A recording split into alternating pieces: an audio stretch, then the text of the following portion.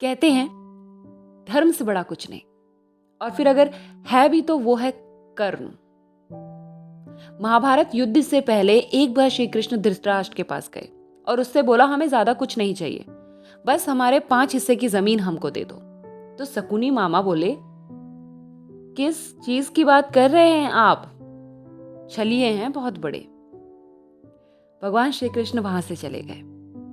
उसके बाद धृतराष्ट्र ने सुयोधन, जो अपने कर्मों से दुर्योधन बन गया, उसकी कुंडली को किसी महापंडित को दिखाया और महापंडित ने देखने के बाद कहा, महाराज आपके बेटे की कुंडली में तो राजयोग है, राज करेगा, कराइए युद्ध, जीत निश्चित है आपकी।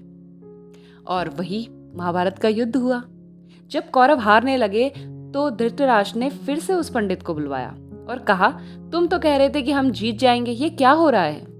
तो पंडित बोला, महाराज कुंडली में तो वही था, लेकिन वहां पर कोई ऐसा है जो नक्षत्र बदल देने की क्षमता रखता है, और मुझे नहीं लगता कि मुझे बताने की जरूरत है कि वो कौन था। कहते हैं मन में भगवान का सिमरन होता है, उनकी प्रतिमा बनती है। आइए एक छोटी सी कहानी सुनते हैं। आंखें बंद कीजिए और अपने प्रभु की प्रतिमा बनाने की कोशिश कीजिए।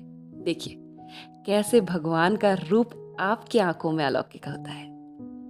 कहते हैं भगवान का एक भक्त था जिसका नाम था कृष्णदास। वो भगवान के नंद भवन में रोज जाकर भगवान को माला चढ़ाता, और उसने ये सुना था कि भीष्म पितामह ने ऐसा कहा है महाभारत के युद्ध में कि अगर कोई काम को हम निश्चय ही 12 साल तक करें तो वो काम सार्थक होता है। उसकी भी इच्छा थी कि भगवान 12 साल बाद मेरी कुटिया में आए और मैं भगवान को माला चढ़ाऊं।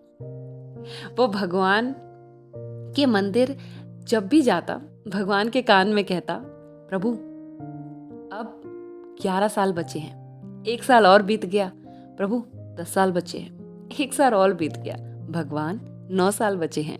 और वह ऐसे ही हर साल कहता, चाहे आंधी हो तूफान हो, वो प्रभु के मंदिर जाना नहीं छोड़ता और जाकर माला चढ़ा कर आता।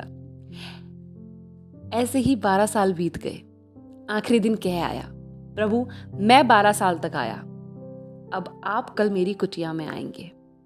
और ऐसा कह के वो वहां से चला गया।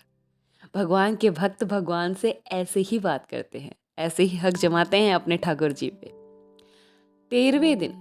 13वें साल के पहले दिन ऐसा नहीं था कि उसे विश्वास नहीं था। शाम को ही 56 भोग की तैयारी का सामान ले आया और अगले दिन न केवल भगवान के लिए बल्कि उनकी गोपियों के लिए, उनकी गैयाओं के लिए भी 56 भोग बनाए और सुबह से इंतजार करने लगा।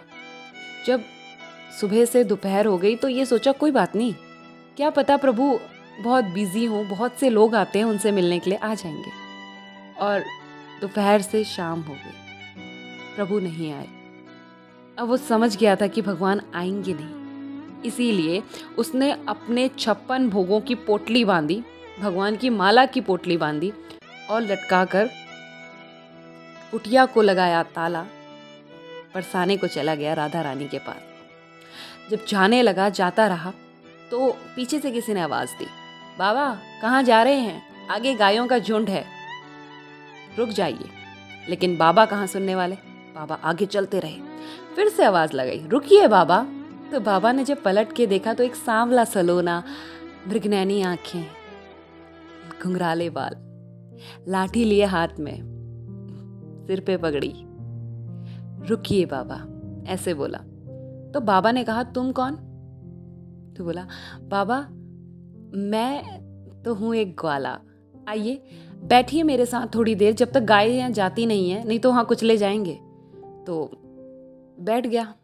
कहा, बाबा आपके झोले से बहुत अच्छी खुशबू आ रही है, कुछ पकवान है क्या? तो बोले, हाँ हैं। तो बोले, किसी के लिए बनाए थे क्या? बोले, बनाए थे। तो बोला, खिला दीजिए, भूख लगी है मुझे, सुबह से कुछ नहीं खाया। तो निकाला और भोग जैसे ही कहा खा लीजिए तो कहा खिला दीजिए अपने हाथों से। तो कहा, हाँ हाँ, ये नंदलाल के जो एरिया है यहाँ पे तो सबको अपनी सेवा कराने में बहुत ही आनंद आता है, और एक और खुद खाते, एक और प्रभु को खिलाते। थोड़े समय बाद प्रभु ने कहा, वो जो माला है वो नहीं पहनाएंगे। तो बड़ा अचंभित होकर कृष्णदास ने देखा और कहा, तुम हो कौन? तो भगवान ने अपना रूप दिखाया। भगवान को प्रणाम तो किया, लेकिन कहा, नहीं, अब मैं आपको माला नहीं पहनाऊंगा। और हाँ, अब मैं जा रहा हूँ बरसाने की तरफ। अब जब मैं बरसाने की तरफ जा रहा हूँ तो आप मेरे पीछे पीछे आ गए। अगर मैं राधा रानी के पास पहुंच गया तो आप मेरे साथ ही रहेंगे। ये सोच के भागता हुआ बरसाने की तरफ जाने लगा और राधा रानी के मंदिर में जैसे ही पहुंचा तो देखा कि वहां पर तो कृष्ण है। पलट कर देखा तो वहां राधा रानी, क्योंकि वो दोनों अलग अलग थोड़े ही हैं, वो दोनों तो एक ही हैं। समझ समझ का फेर है। उस दिन कृष्णदास समझ गए कि ये छलिए की ना बातें ही अलौकिक हैं, और भगवान को माला पहनाई, सत सत नमन किया, और भगवान पे जो वो अटूट विश्वास जो कहीं डगमगा गया था उसे बनाए रखा।